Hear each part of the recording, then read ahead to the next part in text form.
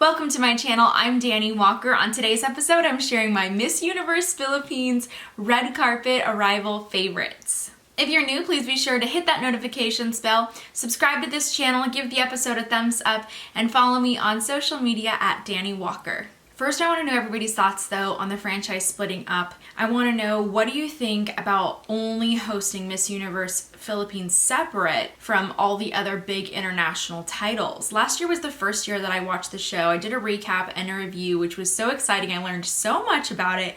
And now there's this big change. They're no longer awarding 6 major titles. There's just going to be one winner. What do you guys think about all of these changes? Do you like it, or would you prefer to see it how it was in years past? Some of the contestants I'm going to talk about are really big fan favorites, while others are contestants that I just noticed and I've never heard about. So I'm really excited about this. I want to hear what your guys' favorites are too, but I'm going to start with my first one, which is Kimberly. So she is a former Miss World Philippines contestant. She recently chopped her hair and I loved it. I love this short hairstyle on her. It made her stand out immediately for me. It gave her such a presence, and I just favorite already. Next is Maria Isabel. My note for her when I saw her walk out was that she reminded me so much of a ballerina, and then later I found out that she is, and she's also a niece of a former title holder. So that makes a lot of sense to me when I saw that, and I think that that's probably going to be a part of how she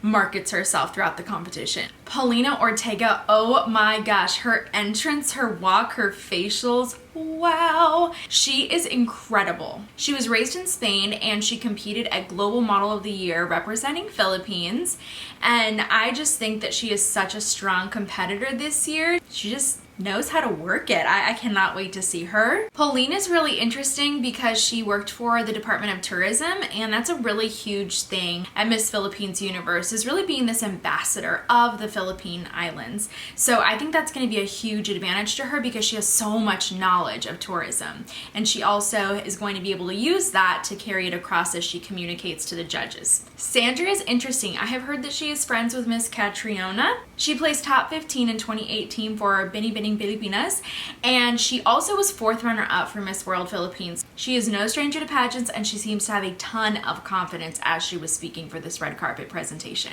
Friends, if you're watching on a mobile device, do me a favor, screenshot this episode, post it to an Instagram story, and tag me at Dani Walker, but also tag your favorite contestants to show your support for them. April is another big fan favorite that I have heard about. She has competed in pageants before and done very well for various titles and organizations, so I think she's going to be a very strong contestant this year. If you're excited for this year's competition, do me a favor, give this episode a thumbs up and share this episode with your friends as well. I make these videos all in my free time just for you, just in support of the contestants, so it would mean so much to me for you to support the channel and just share it with a friend. Secret Grace, she was one of my favorites last year, and I am so excited to see her competing again. She placed in the top 25, but out of this year's contestants, I think with her experience from last year that she can actually place higher here, if not win. She would be an incredible representative for the organization. I just absolutely love her. And actually, she was one of the contestants that I sang about in the song that I made for last year's contestants. So if you want to check that out, just click this episode right up here. Jennifer felt like she was very glamorous, just really working it. She was just covered in all of these rhinestones in her outfit.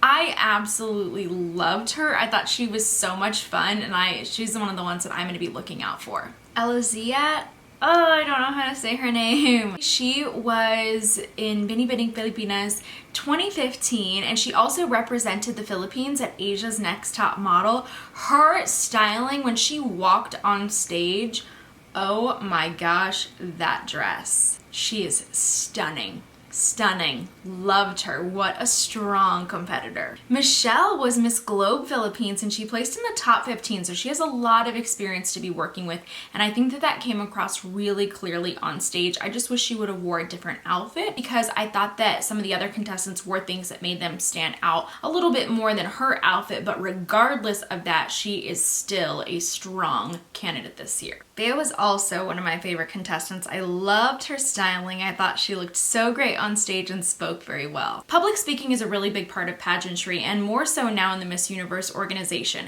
If we look at Gazzini's performance last year, I think that the thing that still needed work were those public speaking skills. So going forward, I really believe that the Miss Universe Philippines organization is going to focus on those communication skills for this year's title holder. Interview and public speaking is something that all contestants should be working on as they're preparing for their title. And if that's something that you struggle with, be sure to click the description below, because I have a download for my free top 20 interview questions that every contestant should be prepared to answer. This is something that I go over with all my coaching clients, and it's something that's going to be essential for capturing that title. Krista to me looked stunning in yellow, another phenomenal competitor. The women this year, I was just watching them walk out, and those outfits, I was wondering, why didn't I get to do something like that at Miss USA? Why weren't there events like this leading up to our national pageant? This is brilliant. It is so great to do things like this, to let the community learn about these young women, and I wish that we would see this at Miss USA. Marielle was very beautiful on stage. I felt like she was so classy with her hair and her whole outfit. By the way,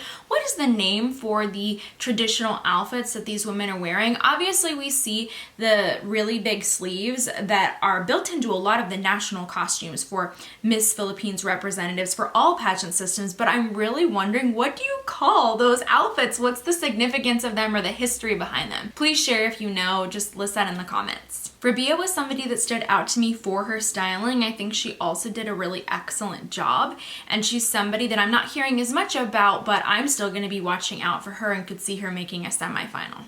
By the way, who is your favorite contestant? Be sure to comment that below. Have I mentioned her so far, or is she someone that is flying under the radar that I should check out? How beautiful is Maria Isabella in that white outfit with her hair pulled back? Oh my gosh. How are the judges going to choose this year? These women, incredible. I love it. I love them. Trisha is somebody who really stood out to me because of the way that she spoke. She seemed to have a lot of sincerity, and that caught my attention. I think you can catch a judge's attention too. In her image, she's very photogenic and also looks great on stage. So really, that's a home run for me. That's somebody that I think is going to be placing at the pageant. Ivana is another very photogenic contestant. Loved her overall presentation. I didn't like her wardrobe quite as much. I would have preferred to just see her, I think, in something just like brighter. Aside from that, all those things can be changed, and I still really liked her. Alexandra.